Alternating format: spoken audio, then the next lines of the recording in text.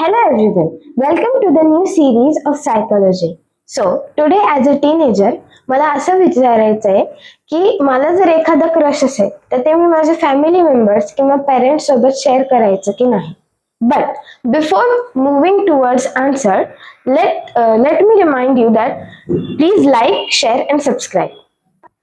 Hello everyone.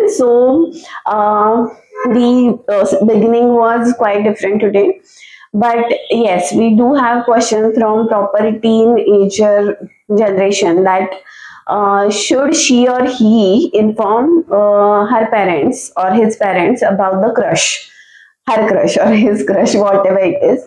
So obviously आता मी जे उत्तर देणार आहे ते कदाचित थोडस शॉकिंग असू शकतं काही पालकांसाठी, ज्या पालकांना म्हणजे मोरॅलिटी आणि अशा काही गोष्टींची काय म्हणू आपण, जे खूप त्या बाबतीत विचार करतात असे, आणि काही जे मॅच्युअर आहेत, म्हणजे जे व्हॅल्यूचा विचार करतात ते मॅच्युअर नाही असं मला म्हणायचं नाहीये, पण सायकोलॉजिकली जे मॅच्युअर आहेत थोडेसे किंवा सोशली जे जरा जास्त मॅच्युअर आहेत, तर अशा व्यक्तींचं आपण विचार करू शकतो.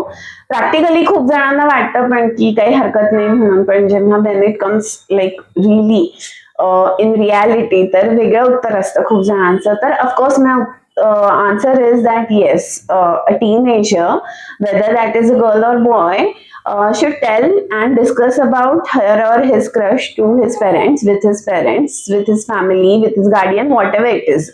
I mean, whomever is available and whomever she is comfortable with or he is comfortable with. Now, coming why it is so. So basically अशा पद्धतीने कोणी आवडणं हे कितपत बरोबर आहे अशी सगळ्यात पहिल्यांदा प्रश्न येण्याची शक्यता येऊ शकते की हे असं कसं, म्हणजे अलाउच केलं नाही पाहिजे. तर बेसिक आपल्याला हे लक्षात घ्यावं लागेल की पूर्वी ज्या गोष्टी एखाद्या क्रिएटिव्ह वेनी ज्या चॅनलाइज व्हायच्या, त्या गोष्टींना उत्तेजन देण्याचं काम सध्या सगळी समाज माध्यमं, serials, movies, OTT, web series, everything. So आणि ह्यांच्या सगळ्यांमधून सगळ्यात पहिल्यांदा कोणती गोष्ट घडत असेल तर या मुलांना उत्तेजना निर्माण करण्याचं काम होतं. आता उत्तेजना म्हणजे काय, तर बेसिक त्यांचे हॉर्मोन्स उत्तेजित झाले पाहिजेत, आणि मोस्टली ज्या पद्धतीने हे सगळं दाखवलं जातं तर हे लैंगिक उत्तेजनाकडे जास्त जातं. हे आपल्याला एक्सेप्ट करावं लागणार आहे. आणि शेवटी मनुष्य हा समाजशील प्राणी आहे, त्याच्यामुळे असं नाही होऊ शकत की फक्त माझ्या बोलण्याचा किंवा फक्त माझ्या विचारांचा आपोआप प्रभाव माझ्या मुलीवरती, माझ्या पुढच्या जनरेशनवरती पडेल आणि मग आपोआपच एखादी गोष्ट तिला समजून जाईल, त्याला समजून जाईल. तर असं होणार नाहीये, कारण त्याच्यावरती ऍट द सेम टाइम अनेक अशा गोष्टी आहेत ज्या त्या एका व्यक्तीवरती प्रभाव पाडत असतात, आणि त्याच्यातल्या बहुतांशी गोष्टी ह्या उत्तेजित करणाऱ्या असतात. त्याच्यामुळे शेवटी तो समाजशील प्राणी ह्या गोष्टींना रिॲक्ट होणारच.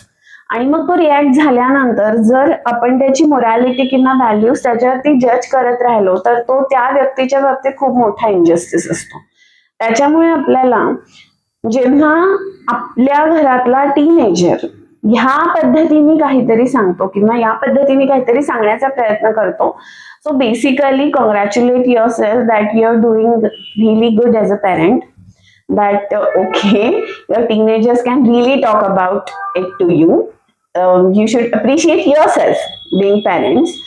Second, you should appreciate your teenager being so honest with you, like keeping all the taboos aside.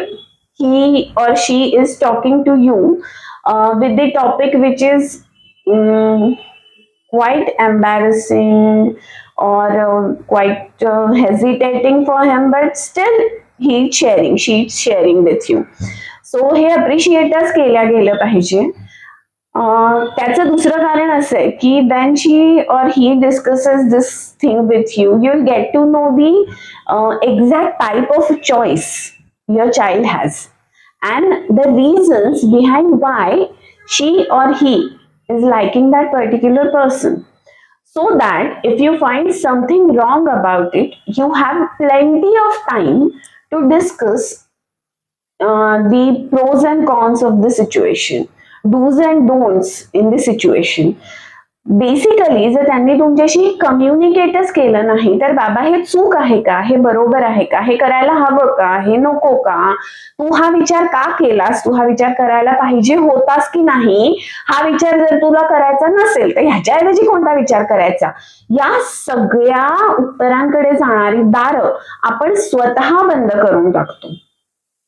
So टीनेजर्सला आणि पेरेंट्सला दोघांनाही पर्सनली मला असं सांगावंसं वाटतं की those teenagers who are watching this series or video or whatever it is, please go to your mother, please go to your father, talk about your crush, discuss what you actually like about that person, why do you like that person, what do you want to discuss about him.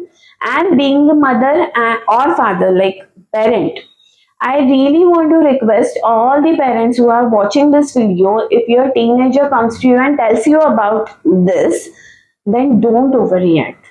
That is totally fine.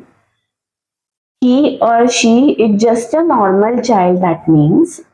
And then, like, get a hold of your emotions and then discuss that what is the exact situation, and then tell him or her that what limit she should be within. कोणत्या मर्यादा तिने किंवा त्यांनी पाळल्या पाहिजेत हे तुम्ही त्यांना तेव्हाच सांगू शकाल जेव्हा तुम्ही त्यांच्याशी बोलत असाल. जर तुम्ही बोलतच नसाल तर परस्पर मर्यादा ओलांडल्या गेलेल्या सुद्धा आपल्याला कळत नाहीत. त्याच्यामुळे जर तुम्हाला खरोखर इच्छा असेल की तुमची मोरॅलिटी, तुमच्या व्हॅल्यू सिस्टम हे सगळं तुमच्या नेक्स्ट जनरेशन पर्यंत पोहोचावं, तर सगळ्यात महत्वाचं म्हणजे तुम्ही त्यांच्यासोबत बोलत राहिलं पाहिजे. घरामध्ये असं वातावरण ठेवा की त्यांनी तुमच्याशी बोललं पाहिजे.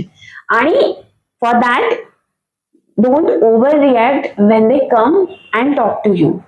Being human, I understand that sometimes it is very difficult for you to understand all these things and react within certain frame, but then parenting was never an easy task, never an easy task. Ask your parents about it or we can also talk about it.